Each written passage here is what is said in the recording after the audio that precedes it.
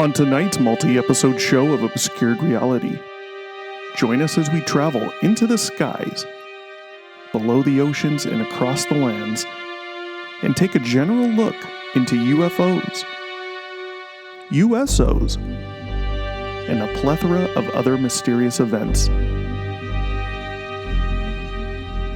Sit down, sit back, and relax as we take you on a journey through Obscured Reality.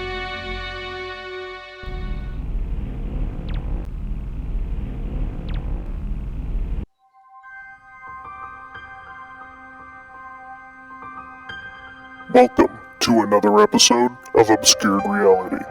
Join your hosts, Mark and Stephanie, as they take you through a journey of the extraordinary, bizarre, and often frightening world of the unknown.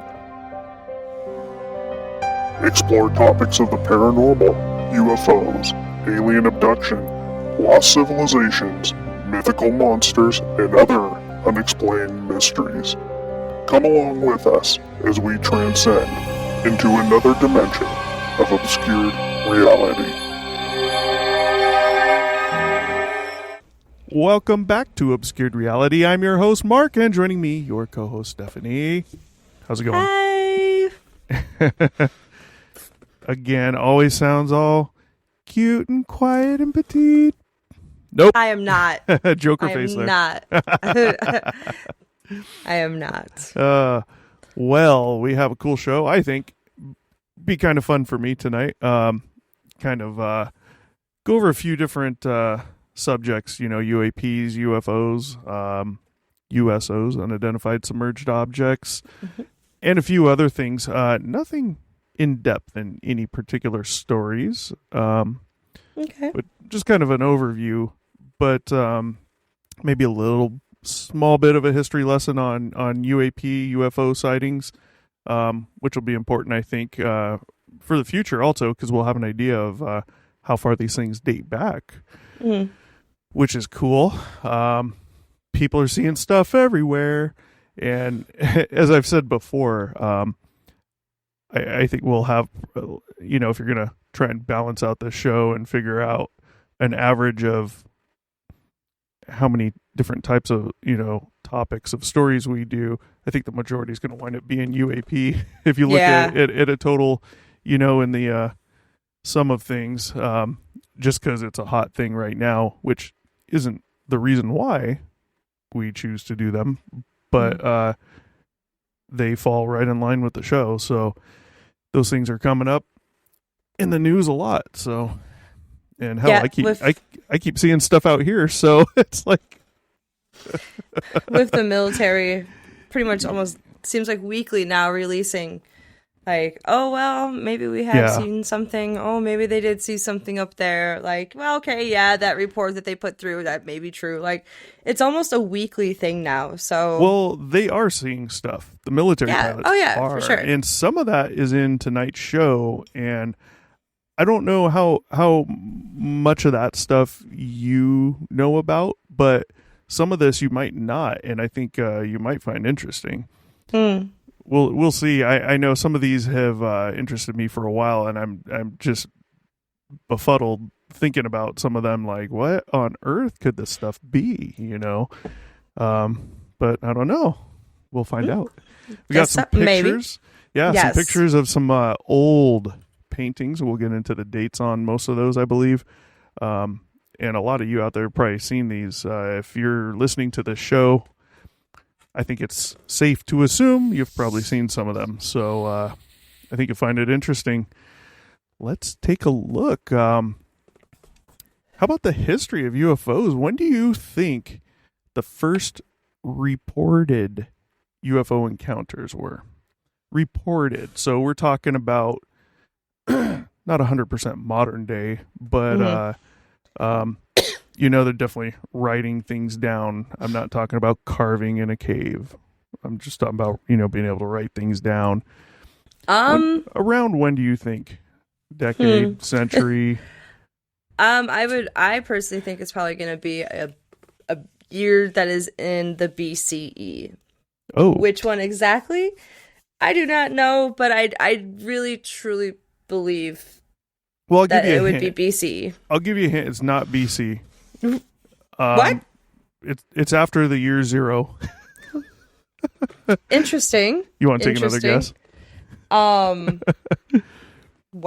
I was really expecting This is something. the first reported UFO encounters. Not recorded, but reported. Reported. Okay. Well, I don't know. In the thousands. We're going to Okay. say 1639. Really? Yeah, have you heard of John Winthrop? He was a Puritan Yes. leader. Yes. Okay. I have. So John Winthrop, he reported the first UFO encounters. I don't know that he necessarily saw anything. He may have, but these were reported to him, so he reported on them basically. So I believe this was 1639. This is what he wrote. This is straight from John Winthrop. He wrote, "In this year one," and excuse me for the English, it's not me. It's how things were written back then. So, Poorly. bear with me. "In this year one, James Everell, a sober, discreet man, and 2 others saw a great light in the night at Muddy River." Winthrop wrote that on March 1st, 1639. "When it stood still, it flamed up and was about 3 yards square. When it ran, it was contracted into the figure of a swine. It ran swift as an arrow toward Charlton, which is Charlestown, and up and down about 2 or 3 hours. They were come down in their lighter, a small barge." These people were on a barge, some type of boat back then, about a mile. "And when it was over, they found themselves carried quite back against the tide to the place they came from." So it sounds like they had traveled upstream, upriver, quite a ways, and they saw these lights, and they were so entranced and watching these, trying to figure out what the hell's going on. They basically drifted Floated back a mile downriver. plus. Exactly, Wow. yeah. Okay. Which, I mean, that's not amazing. It just tells you how enthralled they were with what they were seeing, how odd what they were seeing was. And how long of an encounter it was. Because if they Yeah. had enough time to drift that far back downstream, Yeah, I don't know if we're talking about rapids or... Yeah, well, even then, because most encounters, at least my personal experience, they don't last very long. No. Not long enough for you to float 1.5 miles back downriver. Nope, not from my experience. He kept writing, "Diverse other persons saw the same light after about the same place." So I want to point something out in this. At the very beginning, he very specifically said, "In this year, one James Everell," so he's saying this guy, James Everell, who reported it to him, he goes, "a sober, discreet man." So you see, even back in the 1600s, it appears to me he realized the importance of credibility. Mm-hmm. And that leads me to believe he's probably asked this guy some questions. Were you drinking? Anything just to see if he's credible or not. So obviously we see credibility as an issue these days as well. Lots of questions about credibility, and whereas I do understand it, I'm also somewhat a believer in who is anyone to judge anyone else's credibility. A lot of times we can tell when we're being BS'd by someone, of course, but just because someone might be an alcoholic or just happen to be drinking that night or some other scenario doesn't necessarily make them not credible. You know? Everybody is different. So Winthrop reported 2 more UFO sightings in 1644, so a few years later, the first on January 18th. Now, this is a quote from him again. "About midnight, 3 men coming in a boat to Boston saw two lights arise out of the water near the north point of the town cove, in form like a man, and went at a small distance to the town, and so to the south point, and there vanished away. I mean, do we see a commonality here? Lights coming out of the water. Yes. I believe I spoke to you the other day about USOs. Yeah, and it's been a long time coming. I mean, we for decades now, I mean, we've heard and read plenty of stories about these things supposedly coming in and out of water, whether it be the ocean or lakes. I've heard it with lakes, mountain lakes especially. I mean, it's a common thing now, and clearly it was a common thing then. Yeah, I mean, Lake Michigan is also like one of like the number one hot spots for sightings as well. Well, Michigan in general. Yeah. But again, surrounded by like 4 of the 5 lakes. So right. Yeah. Including the deepest one of Superior. Right. So that quote that was reported January 18th, 1644. A week later, another supernatural encounter was seen by many, he wrote. A light like the moon arose about the northeast point in Boston and met the former at Noddle's Island, and there they closed in one. So I'm picturing two lights coming separate together, and then parted. So I'm seeing them in my mind kind of coming together, coming out, coming together, something like that, and closed and parted diverse times, and so went over the hill in the island and vanished. Sometimes they shot out flames, and sometimes sparkles. Now you got to remember this 1600s, right? So they're going to have different descriptions for things, different words to use, right? But and I really enjoy sparkles. Me too. That's awesome. How many UAP UFO stories have you heard or read where it would seem like the object might be in distress and is expelling something from it, like molten metal liquid type thing? I've heard of that a few times. Really? Where it's kind of like spilling the stuff out, like spitting it out, like something's happened to it. I personally have not heard any stories like that. Okay. I don't think they're as common, but I've heard quite a few, and I mean, this sounds like the same exact thing to me. So that just gives you a brief overview of back to the first days of these things being reported. Now, as you and I both know, it highly appears that UAP, UFO events go way farther back than that, which we'll get into a little bit in the a little later in the show here. We'll move on to something else, still UAP related. You've heard of the Tic Tac UFO event, right? I mean, the most common UFO sighting, yes. The most common. I sent you some pictures. So, well, Tic Tac's not on there, obviously. Right. Actually, it is. No, wait. Good Lord. I think you sent me a Tic Tac. No, I'm just trying to remember how it went.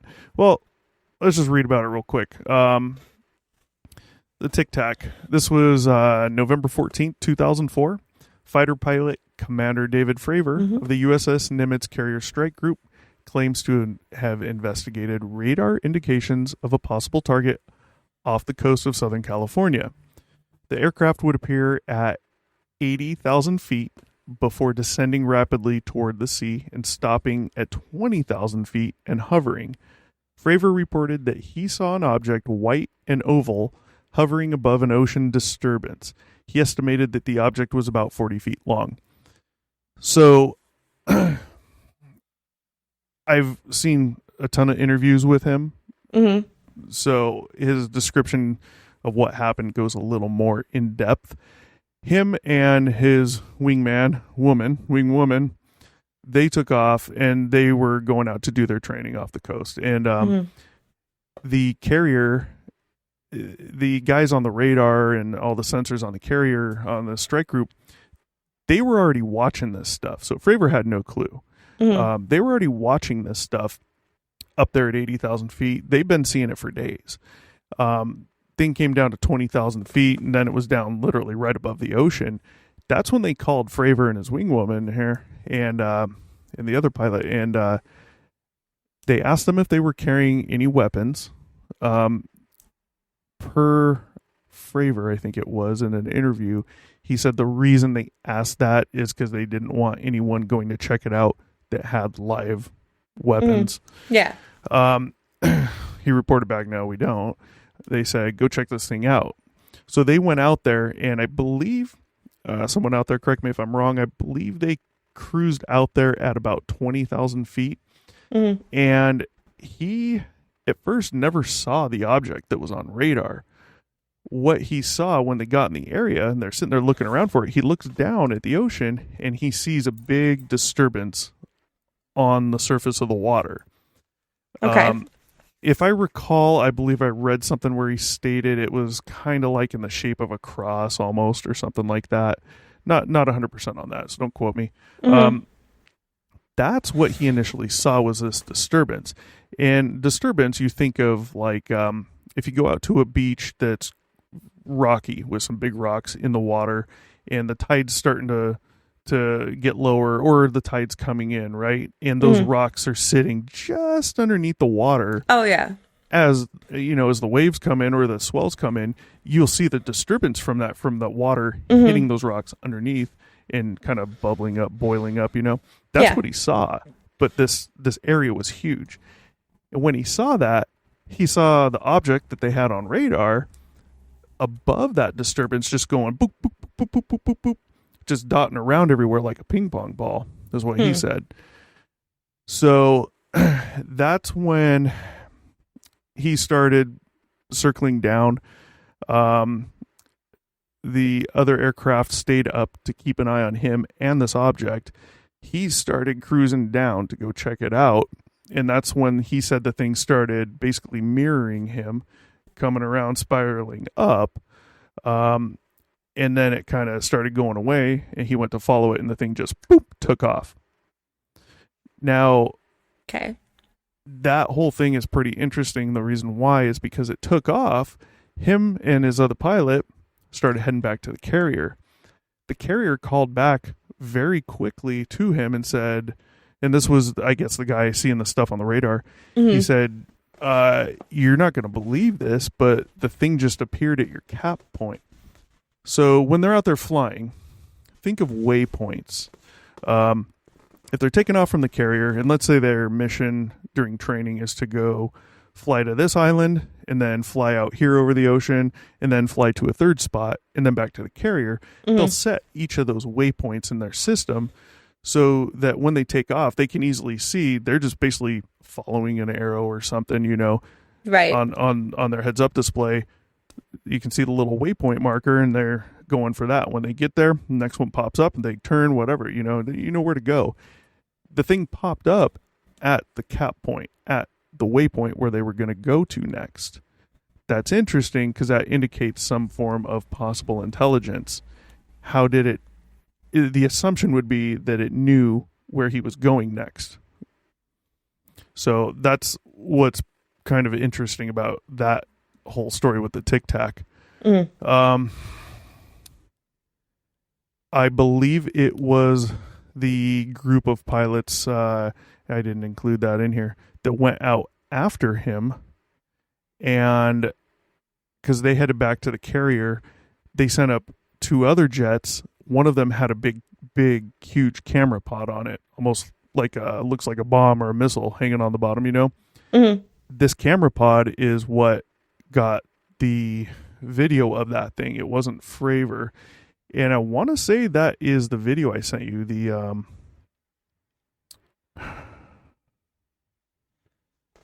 maybe not. I don't know. I forgot, but there's a video of it. You guys have all seen it. Did you send it to me? Let me go. Nothing amazing in it, but oh yeah. I don't know if it's that video. I could be wrong. It's not the video. You sent me screenshots of the video. Yeah. I sent you a video too. I sent you 3 that look like screenshots. One of them's a video. Okay. So now we'll move forward about 10 years, 2014, 2015. During that time frame, fighter pilots associated with the USS Theodore Roosevelt carrier strike group were operating off of the east coast of the U.S. when they recorded the gimbal and the go fast videos while reporting instrument detections of unknown aerial objects which the pilots were unable to identify. So, gimbal and go fast. So, I sent you one picture of the gimbal, and the other gimbal one is the video. And I'll throw those up on screen for you guys. I'm sure you guys all have seen them before. But I want to point something out. I would recommend you look at the gimbal video if you haven't seen that yet. Just mute the volume on it.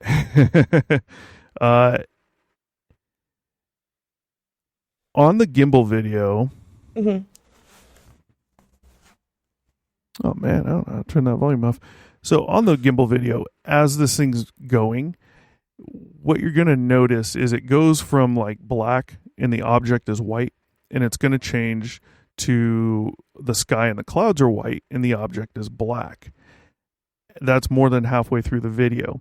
So about that point is where you start playing it, and what you see is, a lot of you out there are aware of this too, it appears as if the object starts moving.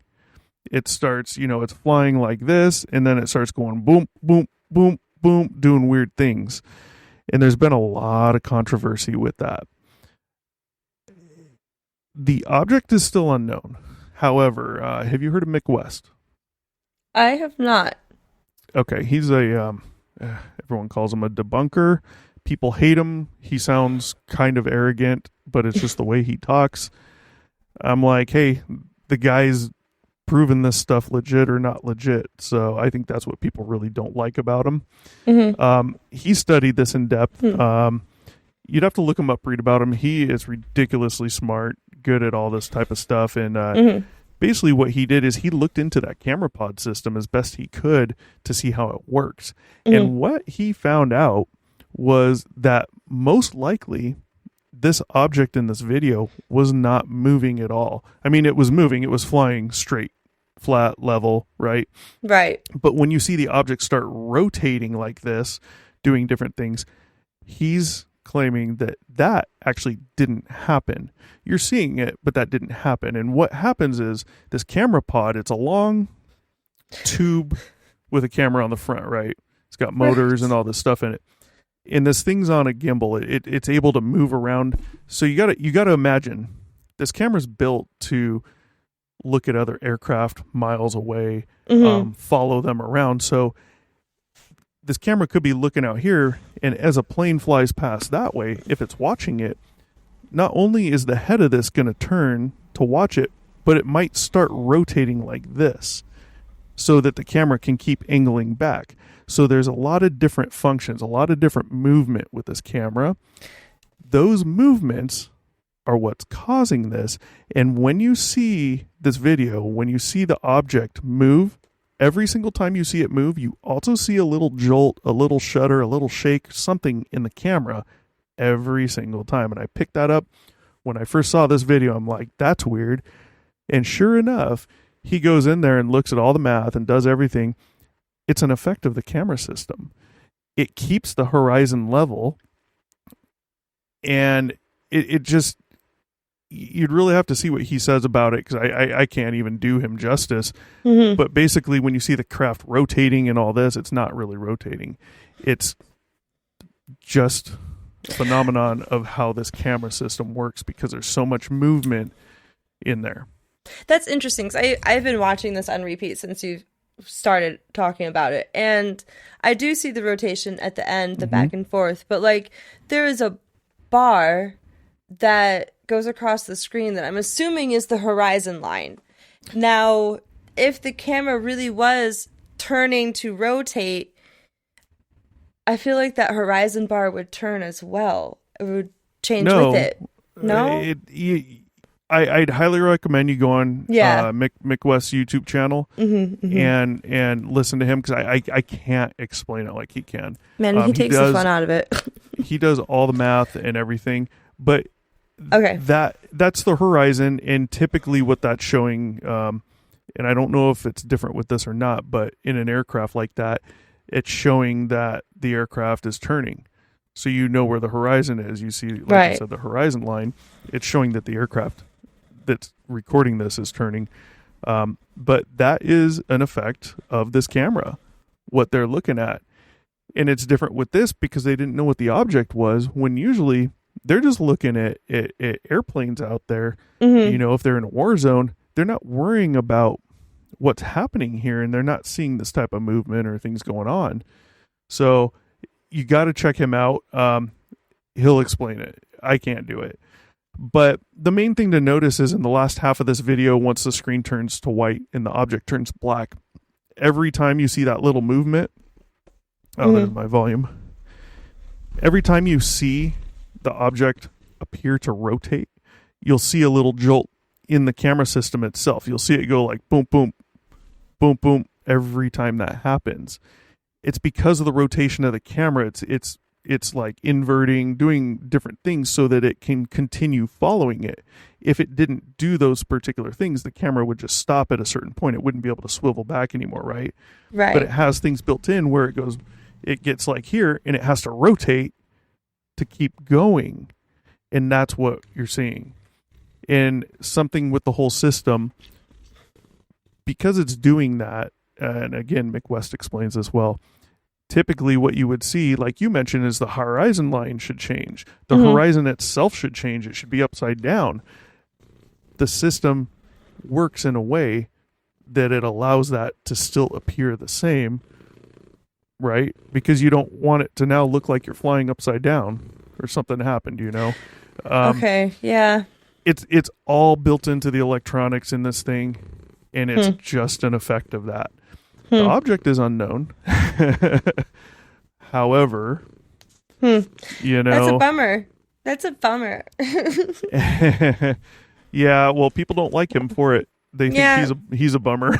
But you know what? Honestly, guys, if you're looking for the truth, which most say they are, well, then when a very good explanation comes out, you got to give in. You have to say, might have been wrong. I mean, we're not looking to start more conspiracies here. Some people just really want to believe, but that's okay. Hey, but no one's saying that it's not true, that it's not real. It's just that camera might not be as anomalous as it's claimed. And the real crappy thing is, you know, you get these military pilots and everyone's saying, well, they're the military pilots, they're the most credible, they're trained and blah, blah, blah. And then you hear some of these military pilots are like, that's BS. We know how these things work and la, la, la, la. And I'm like, really? Do you work for the company, Raytheon, I think it was? Did you build that camera pod? Do you know the details of it? Oh, no, you Raytheon. don't. You don't. So we got the gimbal and the Go Fast. That was off the East Coast 2014, 2015. Let me pull up the Go Fast picture real quick here. That was the one with the little white dot, the little dot moving over the water. Mick West did one on that as well. He calculated it all out. It isn't really moving that fast. To them, these guys up high looking at it through this camera pod from miles and miles up, right? It appears this thing's hauling butt, but it's really not. It's going like 20 to 40 miles an hour. It could be nothing more than a balloon in a 20 mile an hour wind. I'm sure it's not, but you get the point. Right. So it's very interesting. I'm looking at the pictures that you sent of the Tic Tac. Well, we're going to get to the other ones here. Yeah. Virginia Beach, this is getting, these are some more of the interesting ones. So Lieutenant Ryan Graves and Danny Acoyne, both FA-18 Super Hornet pilots. recently told New York Times they've seen unidentified objects that they cannot explain flying up to 30,000 feet in the air. The strange objects appeared almost daily and had no exhaust or engine plumes, the Times reported. The pilots assumed the objects were part of a drone program, but started to doubt that when one that looked like a sphere encasing a cube nearly collided with a pilot one day off the coast of Virginia Beach. So I've heard of this thing described by them before. They're saying it's a translucent sphere with a cube inside. And basically the corners of the cube that are inside this sphere, think of a clear balloon, a perfectly round clear balloon with a box, a square box inside. And each corner of the box would be touching the edge of the balloon. That's kind of what they're describing. A spherical, translucent sphere with a cube inside. This is off Virginia Beach. I get it. I definitely can imagine it, but that would be very interesting to see. Yeah. I mean, I'm not saying it's a balloon. I have seen, we've all seen balloons with other. At this point, yes. Balloons and things inside. Especially like Disneyland, things like that. So, those other 3 pictures I sent you, I'll throw them up on the screen here off of Virginia Beach. These are taken by them from I think the co-pilot, I don't know, from his iPhone. They were seeing multiple objects, and he was able to get some on camera here. And here's what's interesting about these, and I don't know if these particular pictures are what I'm going to mention next, but some of the reports from them was basically this. When they fly out of Virginia on the East Coast, their training grounds for the fighter pilots are over the ocean. And what they do is they take off, they fly up to a certain altitude, and they have a very particular invisible window in the sky that they fly through to enter the training area. My guess would be to make sure they avoid any other type of air traffic, right? You guys go up to this altitude, here's your window, you fly through there, you're in the training area. When they come back to Oceana, which is where they're based out of, they fly through that window. I don't know the altitude. I've looked and looked. I don't see any reports of them saying what the altitude is. One of these objects they were seeing daily just sitting there in that window. So they take off from Oceana, they start flying out, they get up to altitude, they're going through this window, that object's sitting there. They go out, do whatever they do for an hour, and they come back, the object is just sitting there.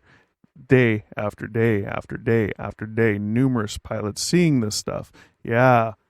So now you get into definitely something a bit more odd, and you gotta wonder. I mean, that's like a dog saying, like, waiting at the doorstep, like, "Hey guys, you're home." Like that's a little bit more than odd, personally. That's whoa, it's weird.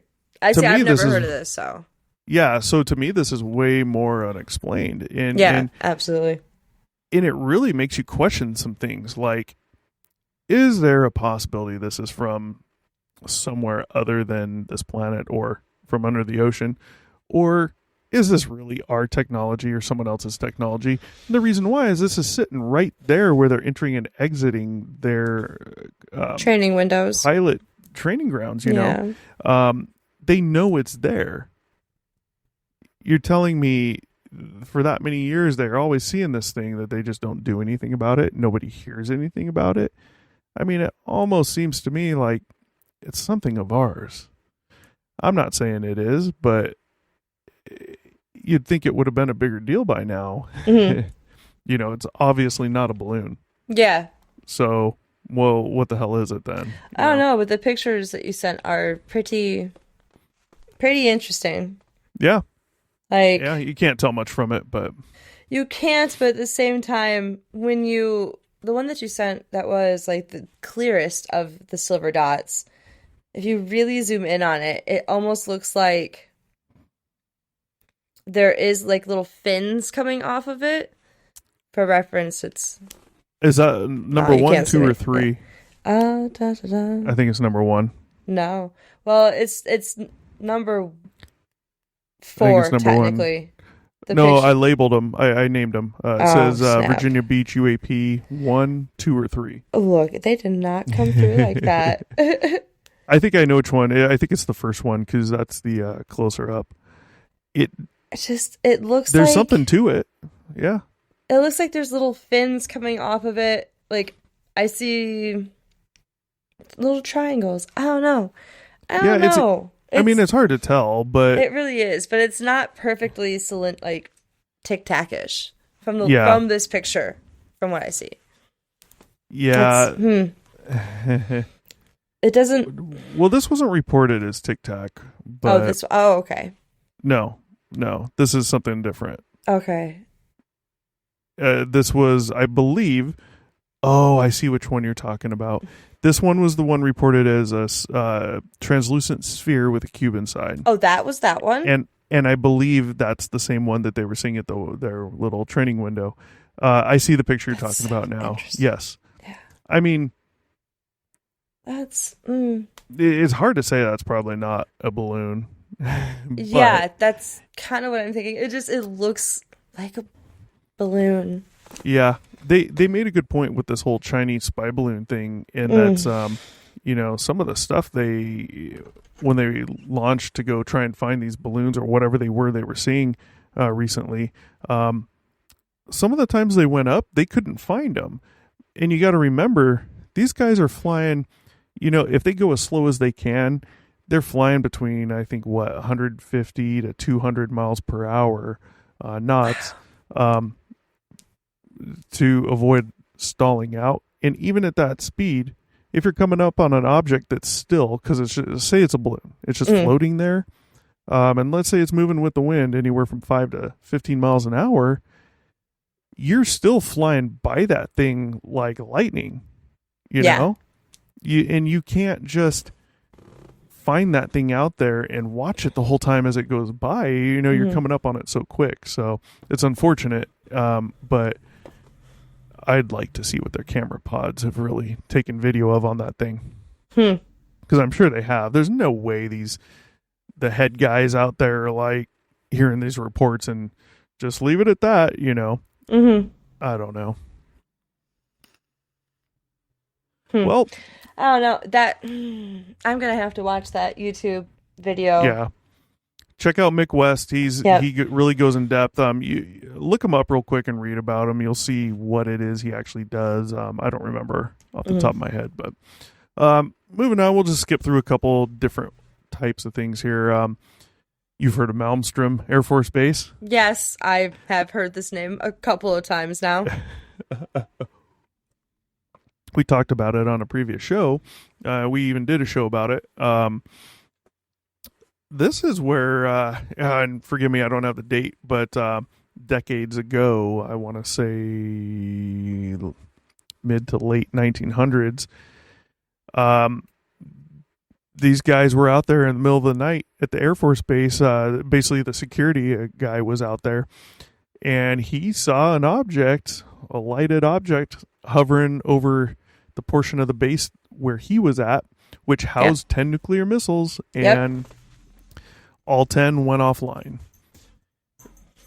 And, the interesting part is that each of those nukes, we went over this in the show, they're all separated.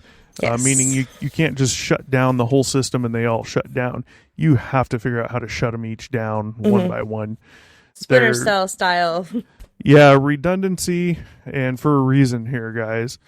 Safety protocols. Yeah, so, I mean, again, you're seeing another report here of UAPs around military installations or aircraft or whatnot. I know there's a whole thing out there about people thinking they're interested in our military stuff, not just ours, any countries, depending what these things are. But, it all goes back to, could this stuff be in other countries? Yeah. Technology, but you also have to look at the dates. Like Malmstrom was decades ago. I want to say it was like 70s or 80s, maybe earlier. And I think it was, if I remember correctly. I think you said it was something about like the 60s. Yeah, 60s, 70s sounds more correct to me, but you really got to think about the time frame too. And was that more possible? Or I mean, could you even fathom that being possible back then? Like, you can hardly think that we'd be able to advance to a point even this day and age to where we could make some technology that can do that. But I mean, we were then, just putting men on the moon and in the middle of or at the middle end of a space race. Like, depends who you talk to. Supposedly we've been going there forever, or going to True. Mars forever, you know? And also, Just playing on the devil's other end of advocate. that, we never actually went to the moon, and it was completely staged in Hollywood. Yeah. Yeah. You never know. Some of our deserts do look like it. So Malmstrom's an interesting one. Here's another story. I have been trying to find this news article, and I just cannot find it again. I found it years ago, and I was like, oh, what? This is interesting. Has to do with Southern California. This was back in the I'm going to say the 1900s. When I hear 1900s, I think early 1900s, right? But like, We were born in the 1900s, man. Right, but it sounds so old, but it's not. I know. I hate it. I hate it. Well, for this particular story, the 1900s, we're referring to, and like I said, I can't find this article again. Somewhere between like the 40s and the 60s, I believe it was, maybe 70s. Mm-hmm. People were seeing lights doing weird things off the coast of Southern California, specifically Orange County, California, way out off the coast over the ocean. And it was happening so often, so frequently, that people were going out there nightly to try and see these things. Wow. Yes. Okay. I was very interested in that. It's an old news article. The story came up. I heard it on like Coast to Coast AM or something. Mm-hmm. And I looked it up and I was able to find the story. But this was like 5 years or so ago when I found it. I haven't been able to find it again. I'm still looking. When I do, we'll do a show because I can't let it go. They might have scrubbed it off the internet. You weren't supposed to know. Yeah, well, it's interesting because, you know, off the coast of Southern California is where our battle groups do their training. These carrier groups, right? Mm-hmm. I remember when I was a kid, we could hear them out there when they were out there. That's every once in a while, cool, actually. we could hear them blowing stuff up or doing whatever, you know. Yeah. See, that's actually really freaking cool, I think. Yeah. And we have a military, very, very small installation. It's just for training, just south of us.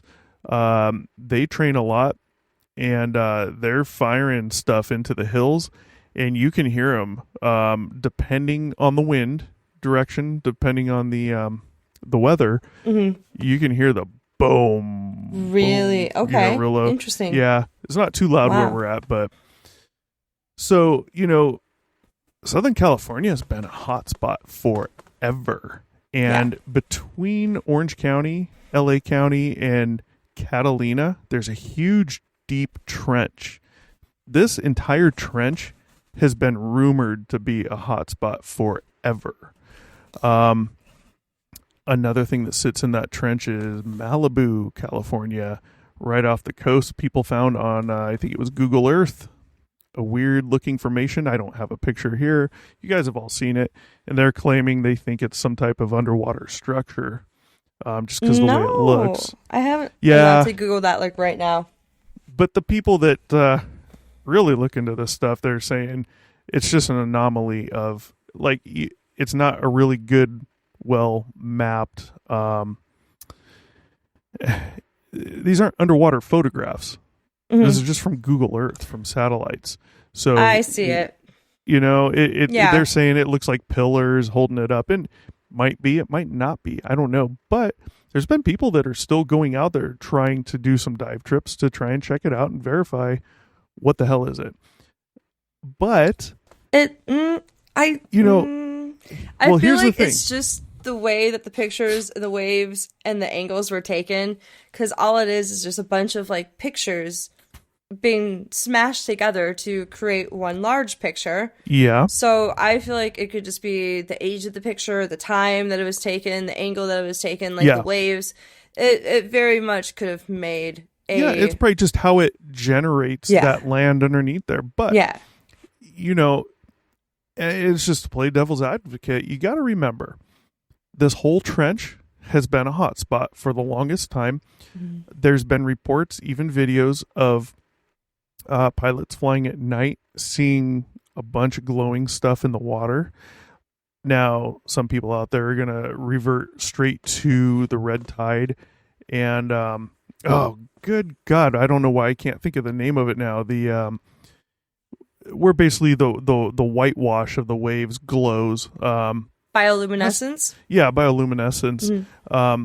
And that's just not it. No. What they're seeing is much brighter and sometimes deeper. You can clearly tell it's underwater. But that's all in this whole area, Malibu and south. There's also a rumor. There's a rumor that there is an underground tunnel that starts under the ocean that goes under that portion of California straight out to, I believe, China Lake for submarines. Now, when you think of that, and you might think to yourself, that's impossible. We have satellite photos of China that have the same thing on one of their islands. We have there are pictures, you can Google it and find it. Their submarine going into an underground tunnel into this island. We verified it. Yes, so, I have heard of that. I highly doubt we have something going from the coast of... We're freaking America. Of course we have something like that. Like, to think that we don't is insane. Well, I mean... From the coast of California to China Lake is a good distance. That is what I doubt, that distance. I don't doubt we have something like that.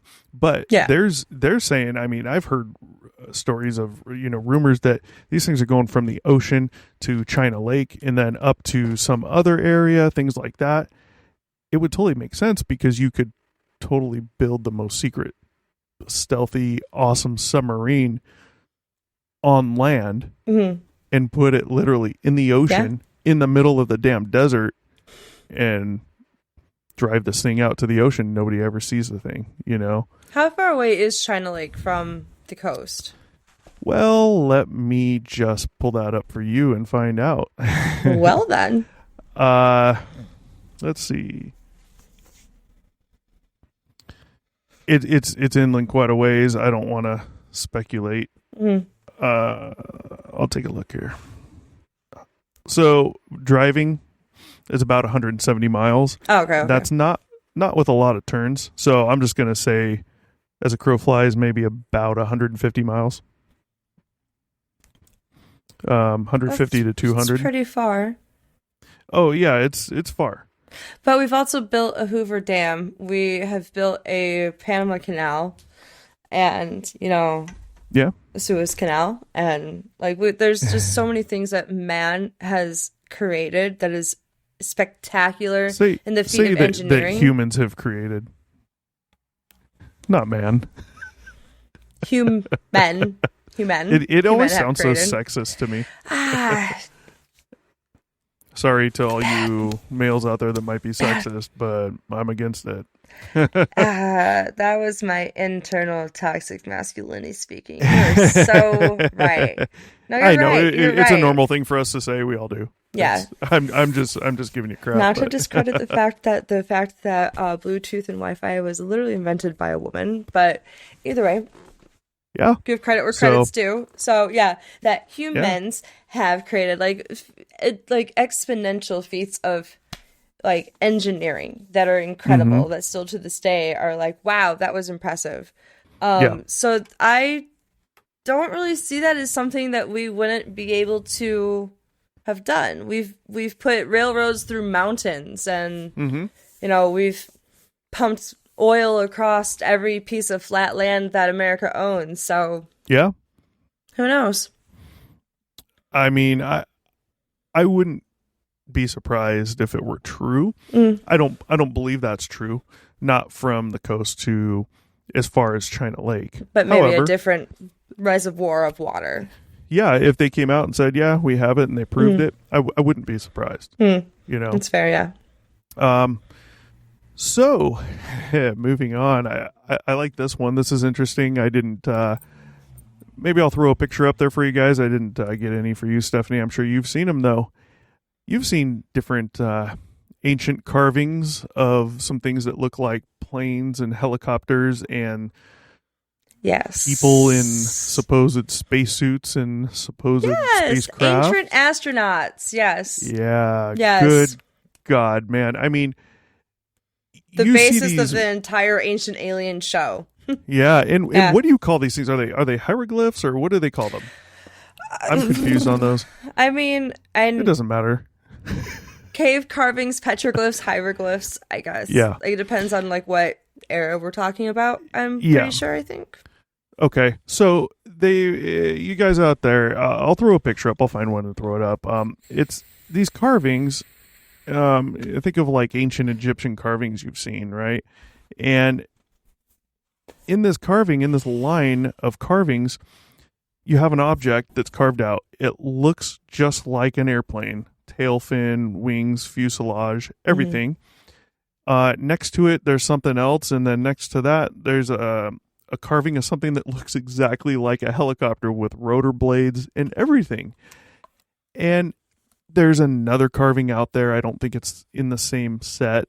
Could be, I'm not sure, of what looks to be possibly some type of spacecraft like a rocket ship that we would use, with a little figure that appears to have some type of suit or a spacesuit on, sitting facing up like it's gonna take off. And some of these carvings, I think the ones with the helicopters and the planes, maybe all of them, I don't know, they've been found in more than just one country. They've been dated back to, I don't know when, but a long time ago, and found in more than one country, very similar, which, travel in ancient times wasn't easy compared to today, right? Especially if you're talking about going over oceans. So I think the idea would be more that these things were seen by people all over, not just by someone that traveled and carved what they saw everywhere they went, Yeah.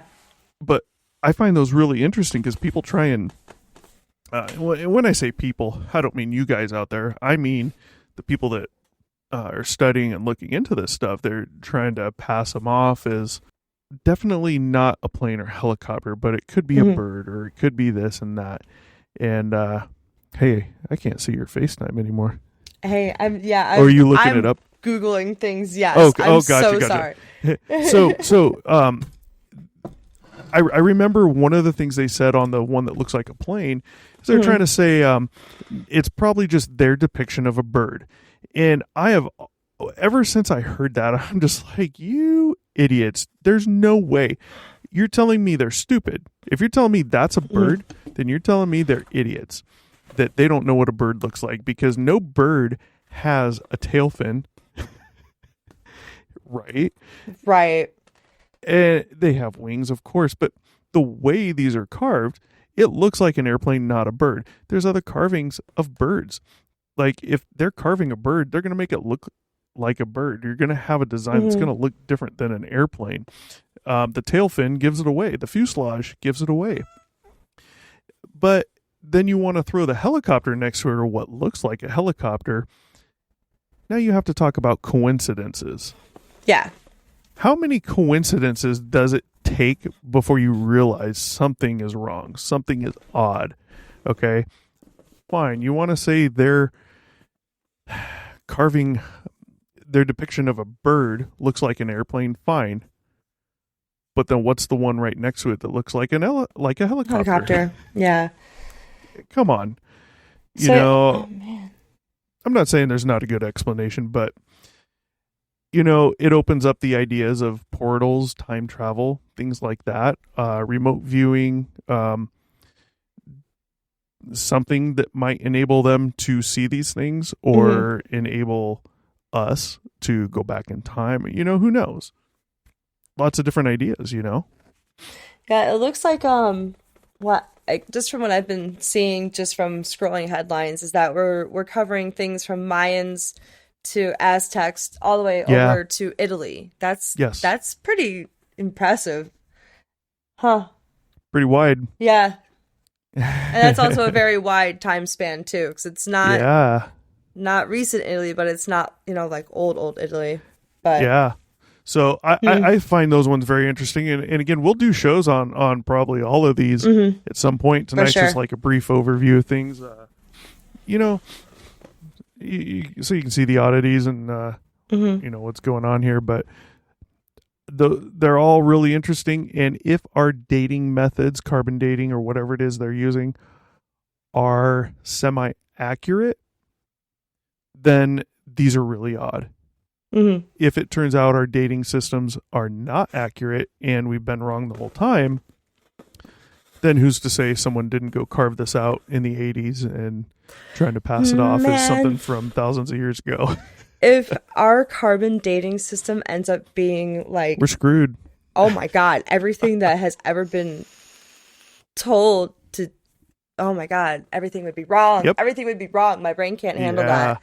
My brain... Yeah, we'd break. Jesus Christ. I rely on my science, to have something that is so critical in the scientific community to be wrong. Oh Lord. I mean, but that's part of science also, is constantly trying to prove things wrong in order to further science. So I get it. That's the whole point, but man. So yeah, we'll get into those in an episode. They're definitely interesting.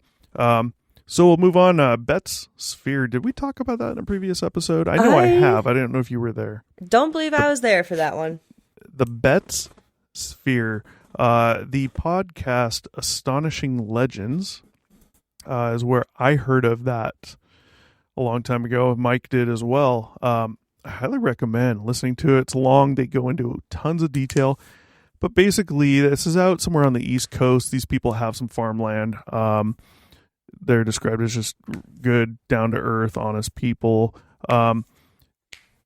They went, the lady went for a drive one day. I don't know where, but I think it was some land they owned.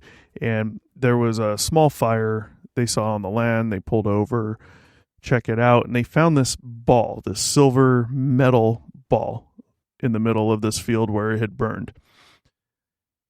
The thinking was that the fire probably started from it, but they don't know how. It's just this silver metal ball. And, you've heard some ideas. This is sounding very vaguely familiar, but it also sounds like the beginning story of Superman and Goku in Dragon Ball. So this was a long time ago. Also, this was a long time ago. I've heard a rumor of people saying, and I don't know, it could have been the Betts family, I don't remember, but originally maybe thinking that maybe this was some type of device that was used in satellites. Think of something... Space junk? Well, yeah, but think of something like a gyroscope, something that would be able to rotate a satellite without fuel, without having to fire something. True.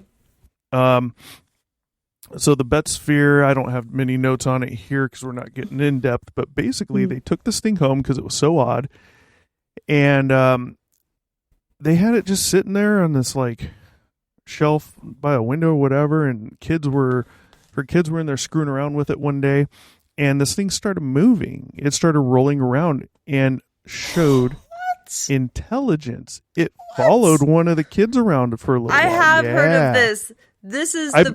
I have heard of this. I think I mentioned it to you an episode or two ago. Possibly, I think that's where it came up. Okay.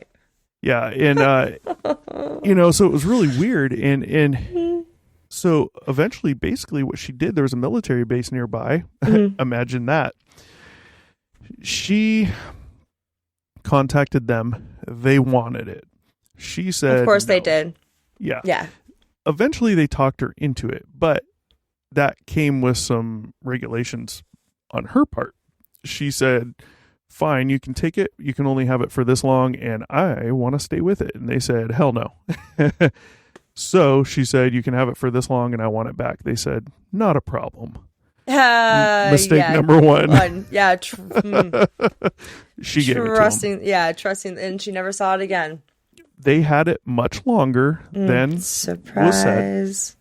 They eventually gave it back to her. Oh, they really did? Okay. Well, they gave it back to her, but there's a catch. She said when they gave it back, the thing never worked again. It never did what it did again.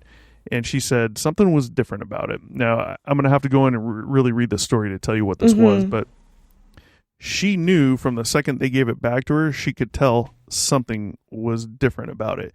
She doesn't know if they replaced it with a different something or if they just did something to destroy what was inside it. And maybe there were some markings on it. I don't know. But basically they gypped her, you know. But the Bet Sphere is a super interesting story. I highly recommend you look into it. Yeah. My brain immediately gave like a persona and like, I don't know, a persona, to the sphere with like when you started saying that it had intelligence and it was following the kids around. I was like, oh my God, it's like a pet. And then the military killed it. And it's like, oh, they killed the pet. Killed the alien pet. It's like E.T. all over again, but worse.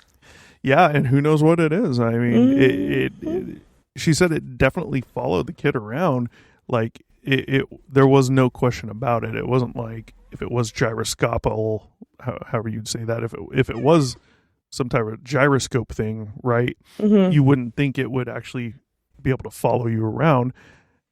However, she said it from what they saw, it actually followed him. You know, the kid moved around the house. The thing followed. I want an alien sphere to follow me around. I mean, hell yeah. That's kind of cool. I want a floating one following me around, man. Yes. Freak everyone out. Oh my God. I would throw a sheet over that thing so fast. And there'd be a freaking ghost following me. Yeah. Hey. Oh God. The fear in people's eyes. I would like put a camera on me. Just like, you know how people put a camera in their back pocket to see like people's reactions when they walk by? I would do that. Yeah. But to see the reactions to the ghost following me. Oh, yeah. God. I would torment awesome. people. That would be so great. Thanks for watching. Be sure to check back with us often for new episodes. Feel free to drop a comment, and don't forget to like, share, and subscribe to Obscured Reality.